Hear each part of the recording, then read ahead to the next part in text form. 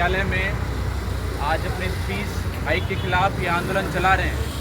मैं नीतीश कुमार जेएनयू के प्रेसिडेंट आपके इस आंदोलन को जेएनयू के साथियों के साथ ये समर्थन देने आया हूँ और आप सभी के जज्बे को, आप सभी के एकता को, आपकी लड़ाई को जय भीम, लाल सलाम और क्रांतिकारी इस्तकबाल पेश करता हूं। सबसे पहले जब मैं वहाँ पे था जेएनयू में रात में, मैं देख रहा था कि यहाँ पे प्रोटेस्ट चल रहा है, आंदोलन चल रहा है, लेकिन एक चीज़ जो हमें यहाँ पे देखने को मिला कि किस प्रकार से मेल प्रॉक्टर गार्ड जो हमारी महिला साथी हैं जो यहाँ पे प्रोटेस्ट कर रहे हैं, उनको प्रोटेस्ट से हटाने की कोशिश कर रहे हैं, उनको हैरेस कर रहे हैं। सबसे पहले मैं इस प्रॉक्टर को और जो एडमिनिस्ट्रेशन यहाँ पर बैठा हुआ है, जो लगातार ये कोशिश कर रहा है कि आप लोग अपने कमरों में बंद हो जाएं, आप लोग आवाज़ उठाना बंद कर दें, और तमाम वो साथी, तमाम उन साथियों को जिस प्रॉक्टर ने यहाँ पे हैरेस किया है, उनको जबरदस्ती इस प्रोटेस्ट साइट से हटाने का काम किया है, उसकी यहाँ पे घोर निंदा करता हूँ और कड़ी निंदा करता हूँ। आप समझिए कि इस देश में 2014 में एक हुकूमत आई, तमाम सपने दिखाए गए और उन सपनों में से एक सपना ये भी था कि देश और दुनिया भर के अलग अलग देश है हमारे सामने, चाइना है, दक्षिण कोरिया है, अमेरिका है, और ये सपने दिखाए कि उसने तो जीडीपी का इतना % शिक्षा पे खर्च किया है, तो हम जब सत्ता में आएंगे तो हम भी जीडीपी का इतना % शिक्षा पे खर्च करेंगे। लेकिन आज 10 साल से ऊपर का वक्त हो गया है। आप सभी लोग एक पॉलिसी का नाम सुने होंगे जिसका नाम है न्यू एजुकेशन पॉलिसी। उस न्यू एजुकेशन पॉलिसी में क्या लिखा हुआ है?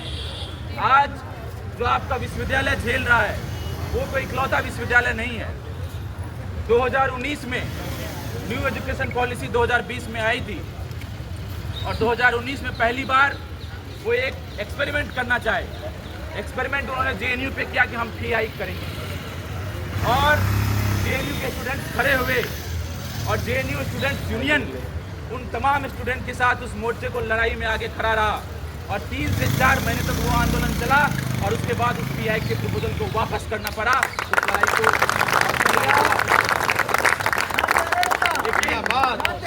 जिंदाबाद। लेकिन उसके बाद 2020 में ये पॉलिसी लेकर के आए। आप समझिए कि 2020 का वक्त कौन सा वक्त है? ये वक्त है कि देश में कोरोना की महामारी चल रही है, कोविड चल रहा है, और उस वक्त 2 कानून लाए गए देश में। एक कानून किसानों का कानून था, जो किसान का 3 फार्म लॉज आया था, आप सभी लोगों को पता होगा, और दूसरा कानून न्यू एजुकेशन पॉलिसी लेकर के आए। दोनों कानूनों पे कोई चर्चा नहीं हुई। किसान इतने मजबूत थे कि 6 से 7 दिन तक वो दिल्ली के बॉर्डर पर खड़े रहे, और जो अवतरित महापुरुष आए हैं हमारे देश में, उस महापुरुष को भी टीवी पे आकर के बोलना पड़ा कि हम इस कानून को वापस ले लें, कहीं हमारे तपस्या में कोई गलती रही। लेकिन कहीं न कहीं ये इस कैंपस, इस देश भर के स्टूडेंट्स की कमी रही है, जिसको हम सब लोगों को समझने की ज़रूरत है कि उस न्यू एजुकेशन पॉलिसी के खिलाफ हम तमाम कोशिश करते रहे, तमाम आंदोलन चलाते रहे, लोगों को बताते रहे कि कैसे न्यू एजुकेशन पॉलिसी देश भर की शिक्षा व्यवस्था जो ऑलरेडी एक गर्त में है, डूबी हुई है, उसके डूबने को और एक्सेलरेट करेगा, उसकी स्पीड को बढ़ाएगा। लेकिन हम कोई बड़ा आंदोलन नहीं खड़ा कर पाए। आज न्यू एजुकेशन पॉलिसी के 5 साल हो गए और उसके असर देखने को मिल गए। आप देखिए कि उस न्यू एजुकेशन पॉलिसी में लिखा हुआ है कि यूनिवर्सिटी को यूजीसी ग्रांट नहीं देगा, यूनिवर्सिटी को लोन लेना होगा, और वो लोन कौन देगा? उसने एक एजेंसी बनाई, हेफा, हायर एजुकेशन फंडिंग एजेंसी। यदि यूनिवर्सिटी में कोई कंस्ट्रक्शन करना है, यूनिवर्सिटी को चलाना है, तो आप हेफा से लोन लीजिए। और जेएनयू को छोड़ करके देश भर के अलग अलग विश्वविद्यालय हेफा से लोन उठाए हुए हैं, और उस लोन की कीमत कहाँ से चुकता की जाएगी? यूनिवर्सिटी तो कोई दुकान नहीं है अंबानी अडानी का, कि आप रिलायंस का एक सामान बेचेंगे और उससे पैसे कमाएंगे। यूनिवर्सिटी पढ़ने का जगह है, यूनिवर्सिटी शिक्षा लेने का जगह है, यूनिवर्सिटी ह्यूमन कैपिटल बनाने का जगह है, और यदि यूनिवर्सिटी कोई लोन लेगा तो उसको कहाँ से चुकाना होगा? हमारी और आपकी फीस जो आज लगातार बढ़ाई रही है एडमिनिस्ट्रेशन, वो वहाँ से लेना होगा। तो सरकार जो हुकूमत बैठी हुई है वो ये बोल रही है कि हम यूनिवर्सिटी को चलाने के लिए पैसे नहीं देंगे, तो आपको लोन लेंगे, और लोन लेंगे तो लोन का फीस हाइक होगा। आज बनारस हिंदू विश्वविद्यालय है हमारे सामने, 1000 करोड़ का लोन लेकर के बैठा हुआ है। आप देखिए कि HCU से लेकर के मेरी खुद की यूनिवर्सिटी जवाहरलाल नेहरू यूनिवर्सिटी 500 करोड़ का लोन लेकर के बैठी हुई है। आपके सामने जामिया मिलिया इस्लामिया है, वो 500 करोड़ का लोन लेकर के बैठा हुआ है। तो देश भर के विश्वविद्यालय उसको लोन के कर्ज के तले ये सरकार चाहती है कि वो दब जाए। और उस कर्ज के तले ये फिर बताया जाएगा कि यदि आपको अच्छी सुविधाएं चाहिए तो आपको पैसे तो देने पड़ेंगे। इस देश के तमाम विश्वविद्यालय जो हमारे सामने है, अलीगढ़ मुस्लिम विश्वविद्यालय, जामिया मिलिया इस्लामिया, ये किसने बनाया है? ये हमारे बाप दादाओं ने बनाया है। और ये लोग जो जर्मनी के हिटलर से अपना इंस्पिरेशन लेते हैं, जो अपना सोर्स लेते हैं, वो हमारे बाप दादा के बनाए गए विश्वविद्यालयों को बर्बाद करने की कोशिश लगातार कर रहे हैं। लेकिन से पहले तो आप तमाम लोग जो भी अपने इस संघर्ष को पिछले 3 दिनों से जारी रखे हुए आज आप अपने चौथे दिन में दाखिल हो चुके हैं। आप लोगों को अस्सलाम वालेकुम और इनकलाब जिंदाबाद। हम ये देख रहे हैं कि आज आपकी ये बैठक या आपका ये प्रोटेस्ट और आपका ये एहतजाज सिर्फ एक वक्ती एहतजाज नहीं है, क्योंकि हम उस विरासत को संभाले हुए हैं जिसको सर सैयद अलैहिर रहमान ने अपनी झोली फैलाकर लोगों से एक ऐसे चमन को सींचना चाहा था कि जहां हिंदुस्तान का ऐसा मुस्तकबिल तैयार हो जो अपने आप में एक शहंशाह हो। लेकिन आज की हुकूमत 2014 के बाद से हम जिस दौर में दाखिल होते हैं, ये देखते हैं कि किस तरह से मुसलसल तालीम के मैदान में और तालीमी तमाम इदारों पर हमला किया जा रहा है।